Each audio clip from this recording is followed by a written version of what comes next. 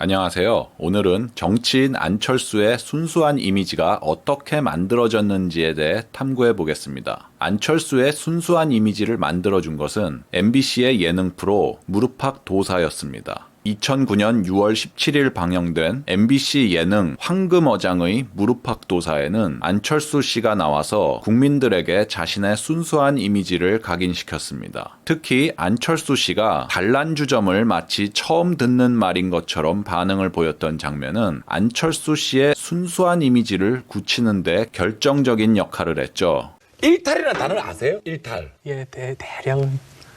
예? 모르시는 것 같은데. 대강은. 예. 술집 가보셨어요? 예, 술집 안 가본 지 굉장히 오래됐죠. 술을 못 마시거든요. 한 번도 안 가보셨어요? 저기 옛날에는 갔죠. 본과 다닐 때는 많이 마셨고요. 그 당시는 그러다가 회사 하면서 술을 안 마시게 됐죠. 과로로 한번 크게 이제 건강을 상해서요. 입원한 다음에는 이제 술을 완전히 끊게 됐어요. 달라리 먹는 술집도 가보셨어요? 왜? 달란하게. 뭐가 단란한 거죠? 노래하면서 술 마시는 집이잖아요. 예. 예, 노래방? 그런 게 단란한 거예요. 노래방인데 좀 도와주시는 분들이 좀. 여기서 저는 안철수 씨가 두 가지 거짓말을 했다고 해석합니다. 첫 번째 거짓말은 아까 말씀드렸다시피 단란주점이라는 용어를 처음 듣는 것 같은 반응을 보였죠. 물론 질문이 당신은 단란주점이란 곳을 아십니까? 라는 완결된 형태는 아니었지만 단란주점을 아는 사람이라면 당연히 저게 단란주점 가봤냐고 물어보는 질문임을 알아챘을 겁니다. 그리고 당시에 단란주점을 생전 한 번도 못 들어본 한국인들이 도대체 몇 명이나 있었을까요? 결정적으로 안철수는 노래방이냐고 되물어보죠. 즉 네가 말하는 단란하게 노래 부르고 도우미도 나와 술 마시는 곳이 노래방이냐? 라고 대답한 것입니다. 단란주점이나 룸사롱이라는 말을 모를 때나 가능한 반응이겠죠. 다시 문제의 장면 나갑니다. 노래방? 자, 두 번째 거짓말은 굉장히 오랫동안 술집에 가지 않았다는 말입니다. 이에 대해서는 2012년 월간지 신동아가 자세히 다룬 바 있습니다. IT 보안업체인 SGA의 A 상무는 안철수 원장이 무릎팍 도사에 출연하기 전 우리 회사 대표와 룸살롱에 갔었다 라고 말했다. 다음은 A 상무와의 일문일답이다. 저희 회사에 계신 한 분이 전에 모 술집에 갔었는데 그 자리에서 안 원장님과 자리를 같이 한 적이 있었다고 얘기를 했어요. 기자가 물어봅니다. 그 술자리라는 게 룸살롱인 거죠? A 상무가 대답합니다. 그렇죠. 다시 기자가 안 원장이 큰 병을 앓은 뒤에 술을 전혀 못한다고 했다는데요? 그러자 A 상무가 안 원장이 그 자리에 있었다고 들었어요. 자, 문제의 영상 다시 확인해 보시죠. 예, 술집 안 가본 지 굉장히 오래됐죠. 달라리 먹는 술집도 가보셨어요?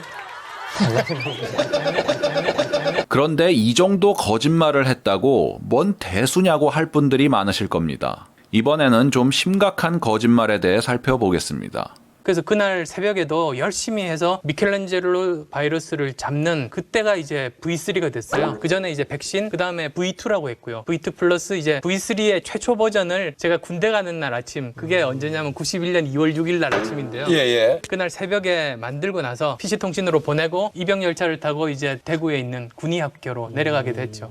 근데 가서 이제 그 내무반에서 이야기를 하는데 다른 사람들이 그 전날 가족들과 헤어진 이야기들을 하더라고요. 근데 가만 생각해 보니까 제가 군대 갔다는 이야기를 안 하고 나오고 누구한테? 가족들한테? 그래서 지금도 참 굉장히 죄송한 마음에 지어 살고 있습니다. 그때 결혼하셨을 거 아닙니까? 네, 애도 있었죠. 일에 빠져서 일을 처리하느라고 거기에 집중하다 보니 그런 일들도 생기더라고요. 얼마나 당황했을까요? 황당했을까요? 되게 섭섭해하시겠네요. 실종이잖아요, 실종. 실종된 거잖아요. 알고는 있었겠죠. 아니, 그리고 얼마나 정신이 없으면 그걸 내무반에서 그걸 알았겠어요. 말을 안 하고 왔다는 거를. 유세윤 씨가 실종이잖아요, 실종이라고 말한 게 결정타입니다. 그러나 안철수의 부인이 또 다른 MBC 프로인 성공시대 인터뷰에서 한 얘기는 다릅니다. 오늘 입대하는 날이잖아요. 알아. 이렇게 잘 다녀오라는 얘기도 별로 못했어요. 그리고 그냥 지하철 타고 서울역에서 헤어지는데 참 좀 섭섭하기도 하고.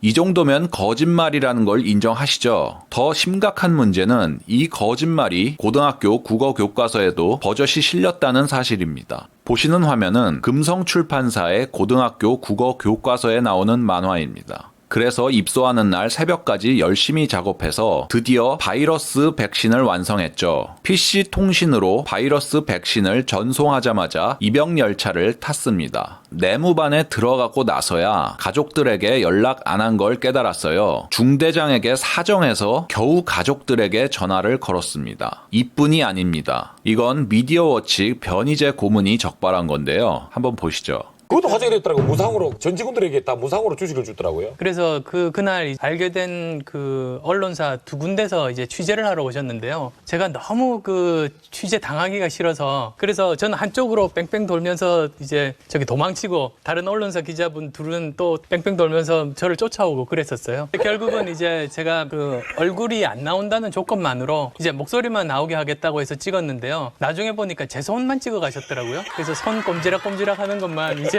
9시 뉴스에 나오게 됐어요. 제 목소리하고. 정말 손만 꼼지락거리는 장면만 나왔는지 한번 보시죠. 노력의 성과를 직원들과 함께 나누는 어느 벤처기업인을 송현정 기자가 만났습니다.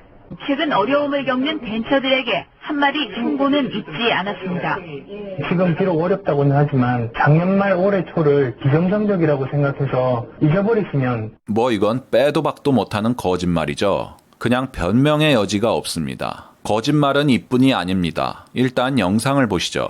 학과장의 자리와 이 사업 둘 중에 하나를 포기할 수밖에 없는 양자택일을 해야 되는데 그래서 이제 그때 고민이 7년 정도를 계속 두 가지 일을 했는데요. 예? 결국은 보니까 둘 중에 이제 하나는 포기해야 되는 그런 상황이 되게 됐죠. 컴퓨터 바이러스는 매년 2배씩 늘어나서 더 이상 저 혼자 새벽 3시간 가지고는 도저히 안 되더라고요. 그다음에 또 의대 쪽으로는 제가 이제 계속 있었다면 지도 학생을 받아야 되는데요. 그러면 생각해 보시면 지도 교수가 지도 학생 몰래 새벽에 일어나서 딴짓하고 있으면 지도 학생이 너무 불쌍하잖아요. 자기 인생 걸고 저한테 온 사람인데 예.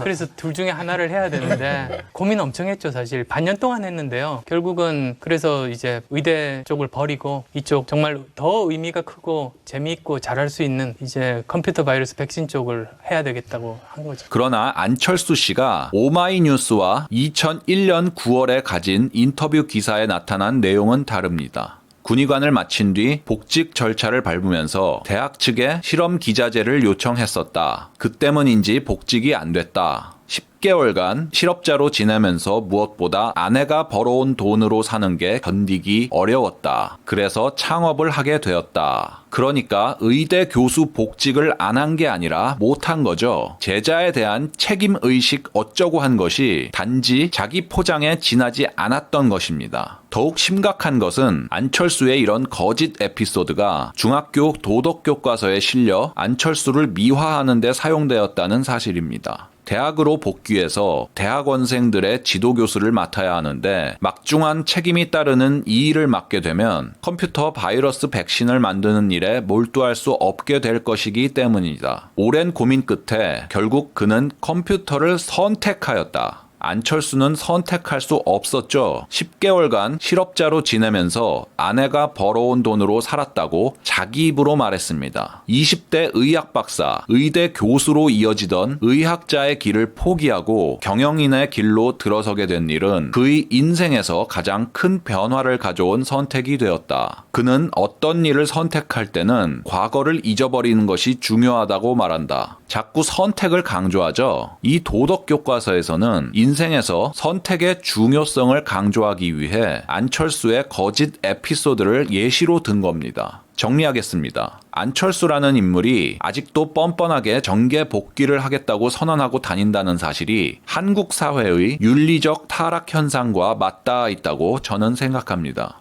안철수 씨의 거짓말은 당시 아이들이 보고 배우는 교과서에 영웅적으로 미화되어 실렸습니다. 이를 바로잡아야 한다는 우려와 비판의 목소리가 일어났으나 작은 거짓말쯤은 덮어줄 수 있지 않느냐? 정치인 치고 거짓말 안 하는 사람이 어디 있냐? 원래 예능 프로에서 이미지 관리를 위해 거짓이나 과장된 스토리를 집어넣는다 라는 식의 한국 사회의 묵인이 안철수의 거짓말 논란을 묻어버렸습니다. 그러나 안철수 씨가 무릎팍도사에서 거짓말을 한 문제는 단순히 예능 프로에서 유명 인사가 이미지 관리를 했다는 사실에 머무르지 않습니다. 안철수 씨가 무릎팍도사에서 말한 내용들이 당시 아이들이 배우는 교과서에 실렸잖아요. 아까 보셨던 금성출판사 국어교과서와 천재교육의 도덕교과서를 비롯하여 좋은 책 신사고의 중2국어, 새롬 교육의 중2 생활국어 등 당시 많은 교과서에서 안철수가 무릎팍도사에서 얘기한 거짓 스토리들을 실었고 학생들은 이것을 보고 배웠습니다. 안철수의 거짓 이야기들을 교과서에서 보고 배운 아이들은 지금 20대 중후반이 되었겠죠. 그들이 뭘 배웠을까요? 출세와 성공을 위해 쇼를 하든 연기를 하든 감성팔이만 잘하면 그만이겠구나. 정치인으로서 이 정도 거짓말쯤은 용서가 되는구나 라는 것 아니겠습니까? 한국 사회에 진실에 대한 존중 의식이 없는 까닭이 여기에 있다고 저는 생각합니다. 지금 보여드릴 영상은 안철수에 대한 환상을 심어주는 장면들입니다. 저는 여기까지 모시겠습니다. 감사합니다.